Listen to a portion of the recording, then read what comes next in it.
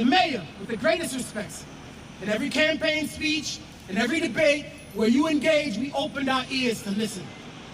Now today, accept the words echoing from us now. Do your job as mayor and leave our taxes out of it. Having only two options. You're saying if we don't tax the rich, then I gotta increase property taxes. We are not a pawn in Southeast Queens. We are not part of your negotiation tactics. Arizona Mamdani, you are out your goddamn mind. Oh, Mayor, with the greatest respects. now that's not disagreement right there, y'all. That's the sound of a group chat turning on his admin. These are New Yorkers. You don't play with them. Leave our taxes alone. I'm not mad at them. Translation. We meant somebody else, Zoran, not us. Like, you taxing us. We meant for you to go tax them. You ever notice how raised taxes always sound spiritual until they start sounding real specific? I'm just saying, New Yorkers don't yell like that over theory. That's personal. And I'll say this. The internet, it wasted 0 seconds, y'all. Roll it. Y'all better check on y'all people in New York. They not having a good day today. Their free grocery store is closed after 3 days. Basically a pop-up shop. So that's not going to be free. The free buses are actually $3 now. So that actually went up. And now Mamdani, whatever you call him, is trying to twist Hochul's arm and saying, if you don't do what I say, I'm going to tax the people. And their property taxes is going to go up. Hochul not going to bend. So guess what? Y'all property taxes are about to go up and y'all voted for that shit. Y'all voted for what y'all thought was going to be some free shit, which was impossible. We tried to tell you it wasn't going to happen. You voted for it anyway. So now I don't feel so bad about Chicago having to deal with the bullshit that we dealing with because it's been voted on constantly. Because now New York doing it too. And y'all got the biggest fucking city. Oh my God, New York, what are y'all doing? Why would y'all do that? I heard the city smell like shit too. They not even picking up the trash. They not doing nothing to y'all great city of New York. We need to send all the immigrants there and just send them all in New York and have them in New York and Minnesota and let everybody else live freely, immigrant free. And y'all go up there and just do what y'all gonna do to try to dig y'all asses out of this hole that y'all to put yourselves in with y'all vote. How's that 5 a.m. call to prayer? How's that going? How many times do y'all gotta do that shit? Ooh, that'll drive me nuts, baby. Oh, man, you still loving that free stuff? See, that line is funny. It's funny, because it's not really a joke. That's what makes it even funnier, right? Campaign season is poetry, budget season is math, and math doesn't care about who clapped the loudest in November. I'm just saying. Once the words property tax into the chat, everybody suddenly becomes a CPA. I'm just saying. Now I want you to watch what happened in Brooklyn. This is Brooklyn. 20 minutes on one block. Double park, trucks, cars, piles of ice. Nobody could live a normal life anymore. This is the new reality. Mamdani's New York. You cannot live a normal life anymore. Going one block to the other block. You can't go anywhere in under 2 hours. Yeah, he's pissed. Snow, ice, gridlock. This is Brooklyn. 20 minutes. I couldn't even get it to pause. Oh, relax. But you got somebody screaming like the city personally offended them. I mean, I'd be personally offended. Here's the real punchline, though. New York has had bad winter since winter was invented. Right? Seriously. But when expectations are sky high, every pothole feels political. You can't run like a revolution and govern like, hey, it's complicated. Just saying. It's not how this works at all. Now, here comes the okay, but here's the solution speech.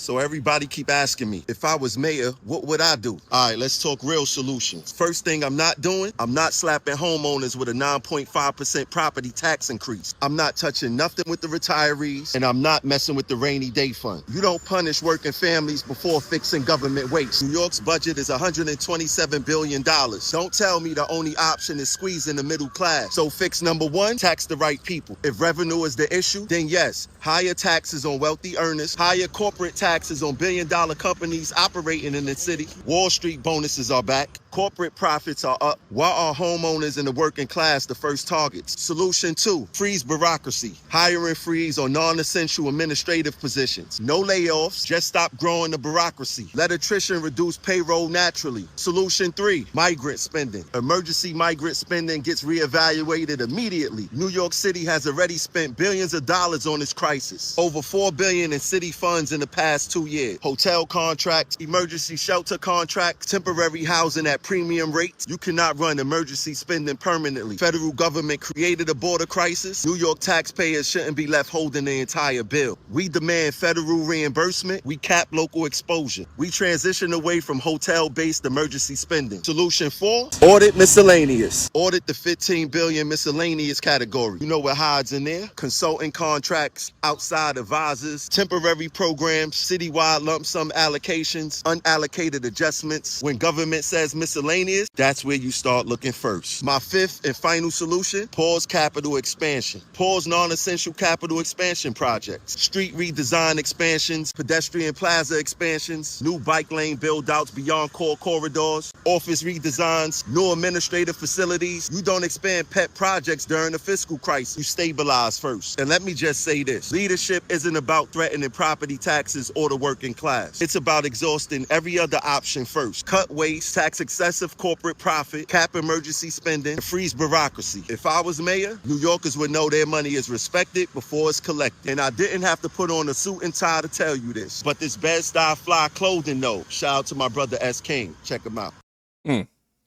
Tax this, freeze that, shift priority. Sounds clean. Everybody agrees homeowners shouldn't get squeezed. Yeah, cool. Now, show me the money. Because every budget argument ends the same way. I'm just saying. People arguing about who is rich enough to be volunteered.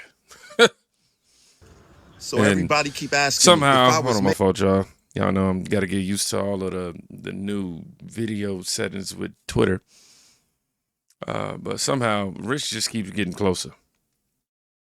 And then, look what pops up, y'all. So, what is my biggest fear if Zohar Mamdani should win? Well, clearly, we're already in a fiscal mess, not because of Zohar Mamdani. Both state, federal dollars are being withheld for us with Eric Adams as the mayor. And I've looked at the budget of the city that Eric Adams set up, his re-election budget, and he's spending money that we don't have. I don't think Zohar Mamdani is going to be able to have the discipline to then turn to everybody who voted for him and said, you know, universal child care, we're going to have to put that up on the shelf. Free buses, we're going to have to put that up on the shelf for now. He's made a lot of promises of free, but that's more fantasy than reality. So I think reality will hit quick, and I don't think he'll have a remedy to be able to explain it and keep us out of the fiscal abyss. Ooh, fuck Mamdani. Now I can see why this clip resurfaced. This campaign clip right here. This is the "don't say I didn't warn you" footage. And now it's turned into the "I told you so." Nothing ages faster than optimism. You can sell free all day, but guess what? Free has a hobby. It eventually introduces itself to your mailbox. I'm just saying. Now, I want y'all to watch this angle right here, you know, from the youngins. Every single socialist policy starts as compassion, but it really ends with confiscation. How did the left sell this to us? Well, they dangled free things and emotion in front of us. You just saw Mamdani say it. They said free buses, free healthcare, free childcare, and immediately Gen Z ran towards that. But the problem is this is the result of us being raised and indoctrinated to hate America. So the result of this is not having love and patriotism, but wanting to end this whole idea of capitalism that's got us here for 250 years. What do we do going forward? Do we continue to just scream on social media? No. What we have to do is go back to education. Instead of indoctrination in the schools, talking to Gen Z about real-world examples of how socialism has failed every single time it's been tried. Maybe instead of gender pronouns being taught in our history classes in schools, maybe we actually teach about the horrors of socialism. Every single socialist... I know that's right. Young voters weren't crazy, y'all. As we can see, they were inspired. That's different. That's very different. But inspiration without arithmetic, that's how you wake up Googling how property taxes work. The loudest cheers in November become the quietest calculator taps in February. I'm just saying. That's not cruel. That's cycle. Now, here's the real story. This isn't left versus right. If anything, it's expectation versus consequence. It's the gap between what sounds good in a speech and what shows up on a statement. Every city eventually runs into this wall, y'all. They do. You can campaign in poetry. You can govern in, arithmetic. And arithmetic doesn't care who felt inspired. It doesn't care who meant well. It doesn't care what went viral. It asks one question. Who's paying? And the second that question, that question feels unclear, trust starts wobbling. Not because people hate compassion, not because people hate, reform, nah. Because once voters feel like the promise and the pressure don't match, they don't argue policy. They're simply just going to pull back. And when enough people pull back at the same time, that's when the political movement turns into a political movement. You're watching the shift in real time. The yelling isn't about the snow. The sarcasm isn't about the memes. The resurfaced campaign clips aren't about being right. It's all about alignment, right? If what you said and what people feel start drifting apart, the volume rises. And in a city like New York, volume, it's going to travel really fast. I mean, because, confidence is the real currency. You can survive criticism. You can survive opposition. You can't survive people feeling misled. Once that creeps in, every proposal feels heavier. Every explanation feels thinner, and every opponent sounds louder. This isn't collapse. It's a stress test.